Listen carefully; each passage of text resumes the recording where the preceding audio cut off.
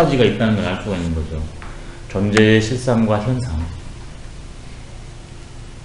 근데 그 본질 측면을 성이라고 합니다. 불변의 원리, 생명의 원리, 그것을 성이라고 합니다. 그럼 이 성에 대해서 논의가 여러 개 있을 수 있는데요. 과연 성이 뭔가? 성은 있는가 없는가? 성은 선천적인가 후천적인가? 성은 변할 수 있는가 변할 수 없는가? 성은 같은 것인가 다른 것인가? 이런 문제가 논의가 될 수 있어요. 기본적으로. 그렇다면 먼저 성이 뭔가에 대한 개념 정의가 필요합니다. 일반적으로 동양의 성론은 뭐냐면 배우지 않아도, 그 다음에 생각하지 않아도, 노력하지 않아도 절로 그렇게 되는 그 무엇.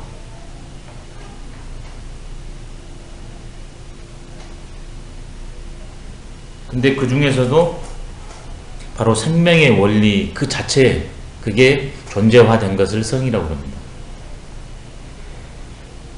그러니까 그렇게 되면 이건 자연이 선천적입니다. 자연이 불변입니다. 자연이 이건 배울 필요가 없습니다. 근데 이 성을 이런 식으로 여기지 않고서 이렇게 볼 수도 있습니다. 성은 없는 거다. 후천적으로 생각과 노력을 통해서 습득된 그것이 바로 성이다. 이럴 수도 있습니다. 선천적이다? 아니다. 후천적이다. 없다. 성은. 이게 후천적이라는 건 없다는 측면도 돼요. 성은 없다. 그런 것은. 타고난 그 무엇은 없다. 오직 우리가 태어나서 후천적으로 습득한 것에 불과할 뿐이다. 이런 관점이 있을 수도 있습니다. 또 하나의 관점은 선천적으로 타고난 것도 있고 후천적으로 습득한 그 두 개가 성이다. 이럴 수도 있어요. 선천과 후천이 결합된 것이 성이다.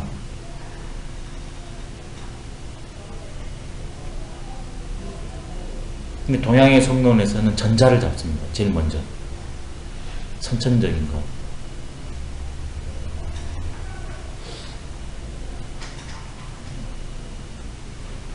예, 그런 측면으로 했을 때 과연 그렇다면 그것은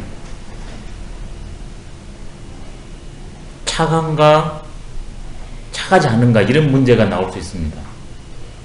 이게 있는 그대로 사실을 인식하고 있는 그대로 실천할 수 있는가, 이게 선이에요. 근데 있는 그대로 인식하지 못할 뿐만이 아니라 인식했다 할지라도 자기 유리한 대로 이익 따라 실천하는가, 아니면 본리적으로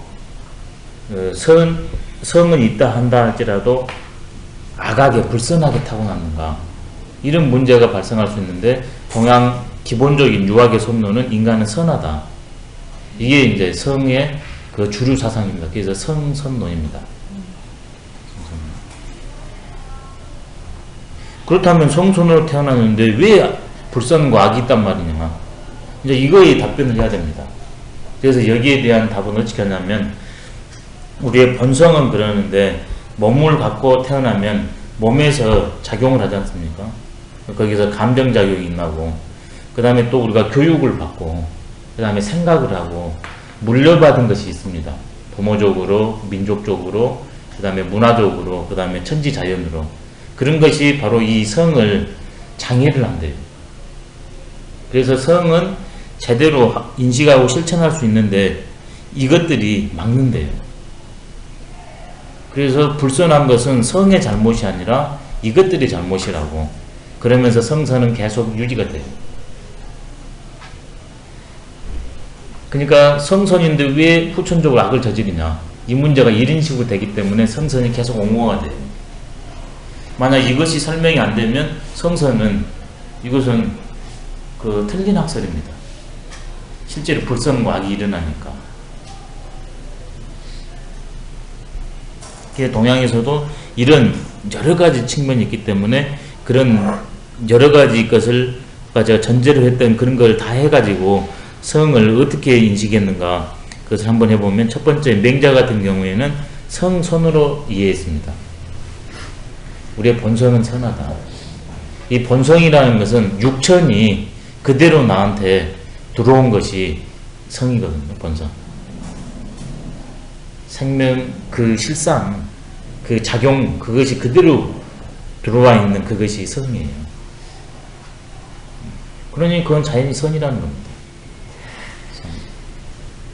그러냐 그러면 미리 하나 여쭤볼게요. 성은 그러면 같겠습니까? 다르겠습니까? 존재들 간에? 같죠. 근데 맹자에서 우리가 배웠을 때 그 하나 물어봤거든요.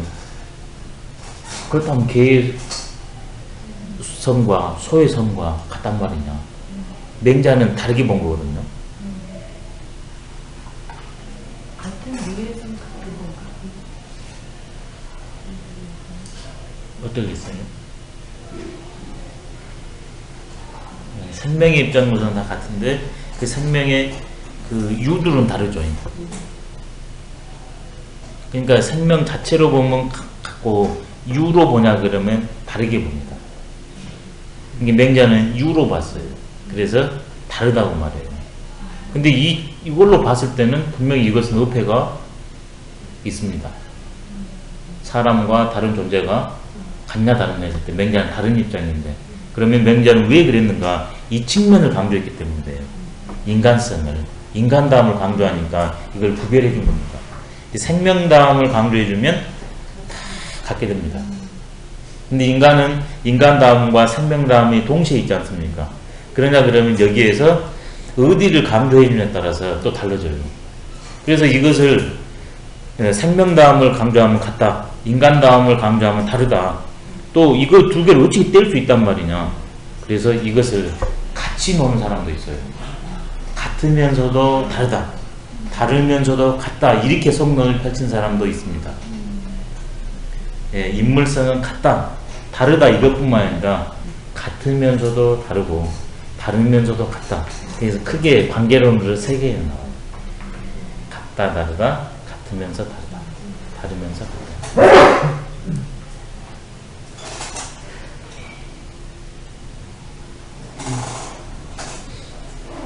근데 또 하나는 성악설이 나옵니다. 인간은 본래적으로 악하다. 이게 순자가 이게 이제 대표적인 겁니다.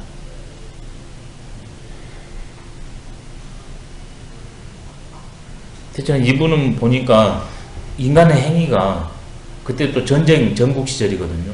맨날 싸우고 죽이고 하니까 인간이 본래 그렇게 생기지 않았다면 어찌 이런 일이 일어날 수 있을까? 인간은 이기적이고 욕망을 갖는 존재다. 그래서 인간은 악한 존재다. 이렇게 말합니다. 성악설, 순자 성악설은 인간에 해당하는 거. 네. 거죠? 예. 예. 지금 이런 데서는 전부 인간 문제에 좀 국한되어 있는 측면입니다. 성론이. 그 인간과 모든 인물성 동의를 제가 먼저 말을 했습니다. 동의를 하시고 예.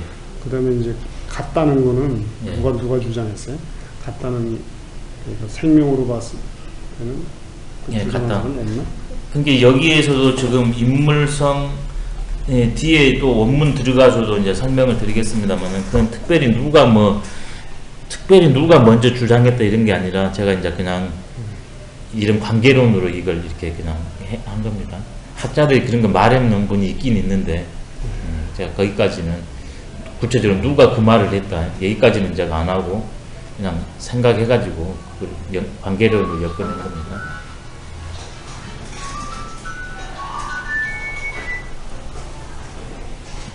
조선조 나중에 인물성 동의론을 할 때 우리 조선의 입장에서 그건 구체적으로 학자를 지칭하면서 설명을 따로 드리도록 하겠습니다. 근데 실제로 그 순자의 성론은 정의 측면이 강해요. 성악론보다는 정악론이 더 강해요. 이게 성이라고 규정했을 때 그 개념 규정한 것이 맹자와 같은 그런 성의 개념이 아니라 정의 측면 그것을 성이라고 하는 입장이에요. 정악론이에요. 인간이 욕망을 하다 보면 나쁜 일을 하게 된다. 그런 측면이 순자의 성악론입니다. 예, 정악론에 가까워요. 용어는 같지만 그 내용이 좀 다릅니다. 이게 순자의 말을 하면 인간은 욕망하는 존재다. 그게 순자의 성악론이에요.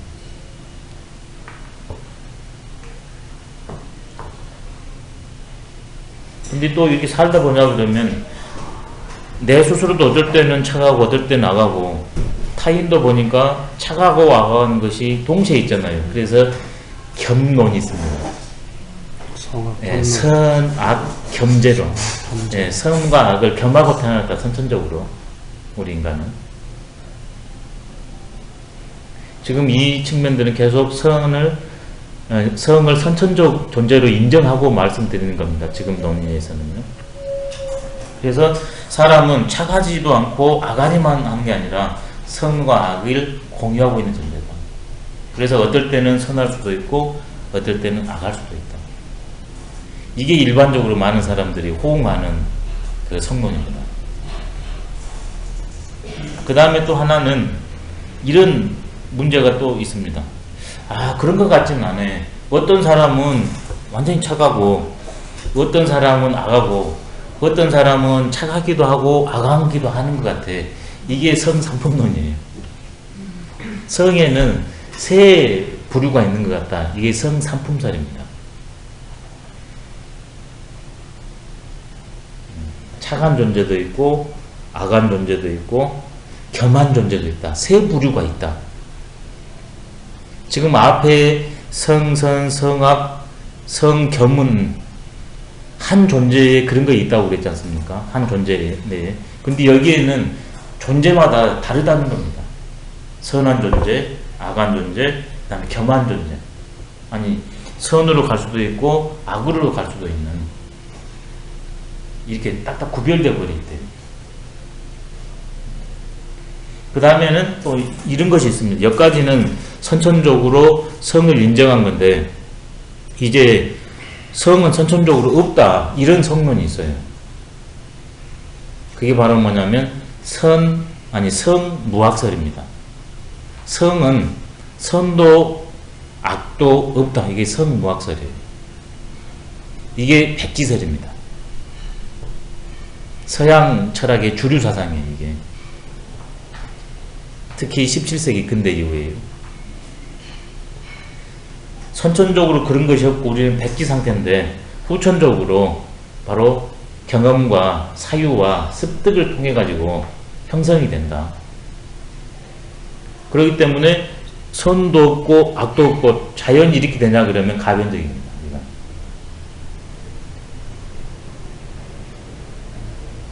우리는 사회적 존재예요. 본성적 존재가 아니라 사회적 존재. 사회적 함에 의해서 이것이 이때는 선일 수도 있고 이때는 이것이 악일 수도 있습니다. 이게 법이 굉장히 중요하게 다가옵니다. 내 안에서 이게 결정할 수 있는 게 아니라 사회적 함의를 통해서, 토론을 통해서 결정돼요. 그러니까 어떤 집단, 그것이 충분히 개입될 여지가 많아집니다. 그럼 사람이 선이다 악이다 정하는 거지. 그렇죠. 없다는 겁니다. 이게.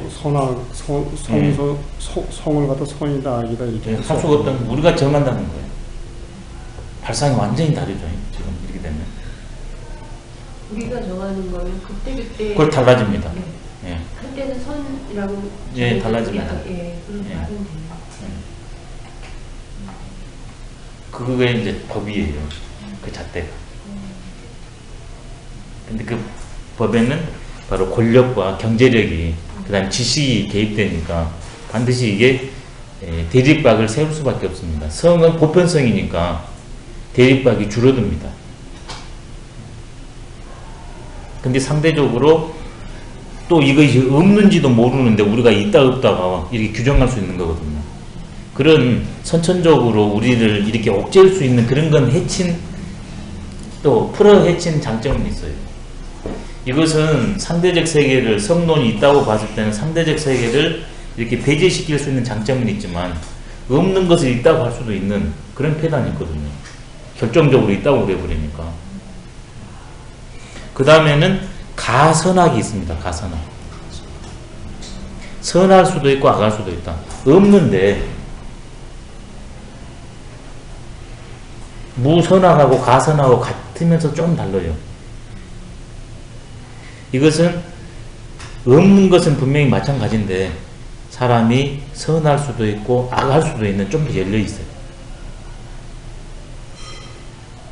여기서는 무선악은 사회적 함의가 선악을 결정한다면 여기에서는 사회적 함의를 떠나서 내 자체 스스로가 선악을 판단해서 실천할 수 있는 능력이 있다.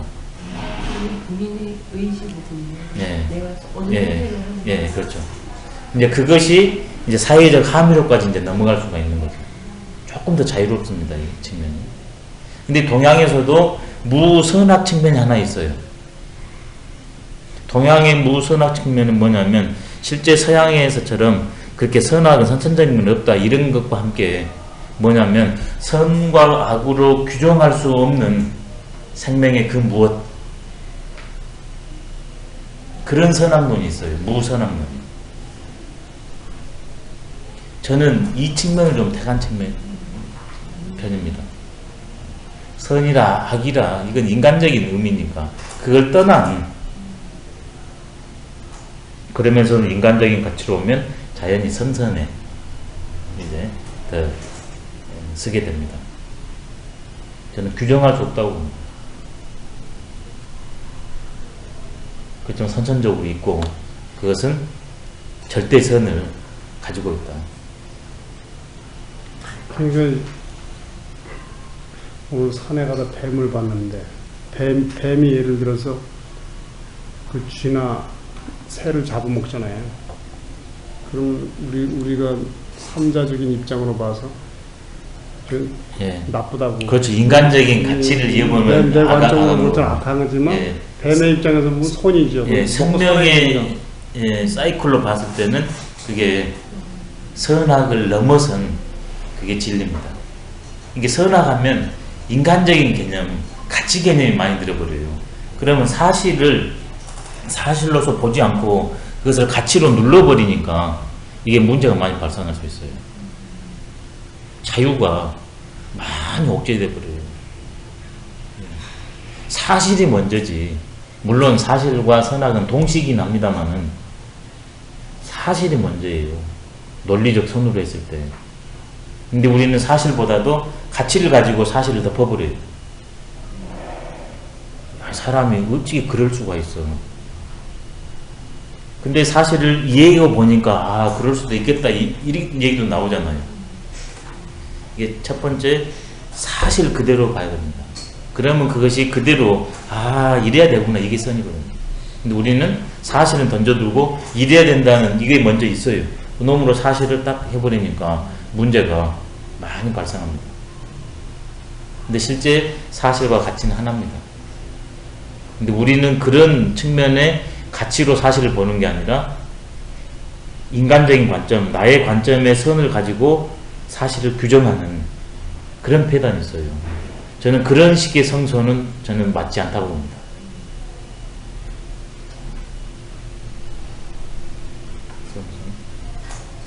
그럼 이것들이 각각의 장점과 단점이 있습니다. 성선론의 장점은 궁극에 흔들리지 않는 하나의 그것을 성립해 준 장점이 있어요. 우리는 선하다. 어떤 상황이 있어서도 이게 등대와 같은 역할을 합니다. 근데 이걸 가지고 모든 것을 덮어버릴 우려가 있어요. 선해야 된다. 성악의 장점은 뭐가 있냐? 욕망을 긍정했다는 순자의 성악설이요. 아까 제가 그 욕망론이라고 그랬지 않습니까? 원초적인 욕망을 인정했다는 이런 장점이 있어요. 성선에서는 원초적인 욕망을 부정하거든요. 근데 인간한테 어찌 원초적인 욕망이 없을 수가 있습니까?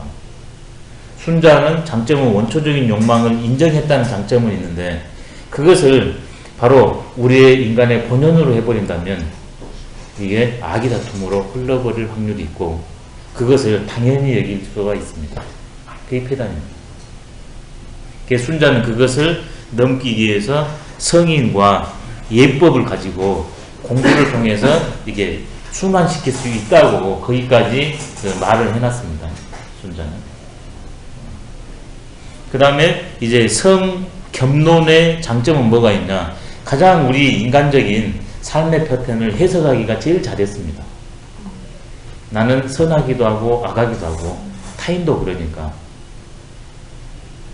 근데 단점으로는 이게 뭐가 있냐? 바로 우리는 이런 존재이기 때문에 궁극으로 이 선을, 악을 배제시키고 선으로 가려는 노력을 막아버려요. 그리고 악을 늘 용인하는 그러한 또 길을 열어줍니다. 이게 단점으로 작아요. 현재 인간을 설명하기는 좋은데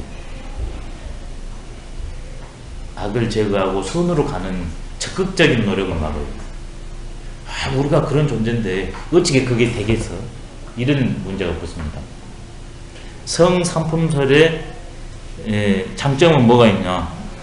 태천아, 착한 사람, 악한 사람, 그 다음에 선할 수도 있고 악한 사람도 있는 걸 보니까 현실 설명하기는 좋습니다. 이것도. 근데 이것은 너무 사람을 이렇게 세 부류로 딱 띄어놔 버렸어요. 이 사람과 이 사람은 노력이 필요 없는 세계입니다. 선한 사람은 절대 악으로 떨어지지 않고 악한 사람은 절대 선으로 못 간다고 그러거든요. 인간의 노력을 던져버렸어요. 이 가운데 있는 사람은 노력을 통해서 선해질 수도 있고 악해질 수도 있는데 나머지 이 사람들한테는 노력을 제거해버렸습니다. 설명은 쉬운데 이게 단점이에요. 근데 무선악설의 장점은 뭐냐? 우리 인간의 주체성, 사회적 함의, 여기에 대해서 열어놓은 장점은 있어요. 근데 단점은 뭐냐? 바로 어떤 한 사람의 식견이나 권력이나 그 다음에 집단의식이 그 사회를 이끌어갈 수 있는 토대를 열어줍니다. 그게 가장 큰 게 법이거든요. 법이 만인 앞에 공정하다는 게 법으로 딱 슬로건을 내세웠는데 실제로 법률 조항이나 집행에 있어서는 다르지 않습니까?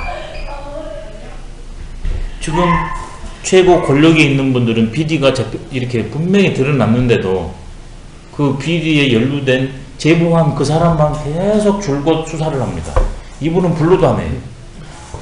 이런 것이 법 원리상으로는 공정하게 한다는데 실제로 집행하는 것은 요 기득권자가 집행하니까 바로 무선하게 했을 때 그런 폐단이 발생해요.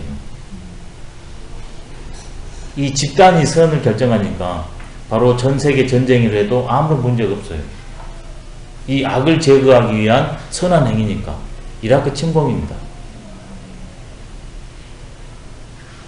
거대한 형이상학적 거짓말로 이런 것이 있다는 이걸 벗어 던지는 장점은 있지만 또 다른 이데올로기가 작용할 수 있는 무시무시한 것이 있어요. 그 다음에는 이제 가선악의 장점은 상대적으로 선천적이거나 이 집단성을 조금 벗어날 그러한 측면은 인간의 기본적인 긍정성은 두기는 했지만 어디까지나 가능성으로 열려있기 때문에 이게 적극적인 노력이 역시 부족할 수 있어요. 그 다음에 또 여기에서도 개인이나 집단의 그 선악관이 투영될 수 있는 한계가 있습니다.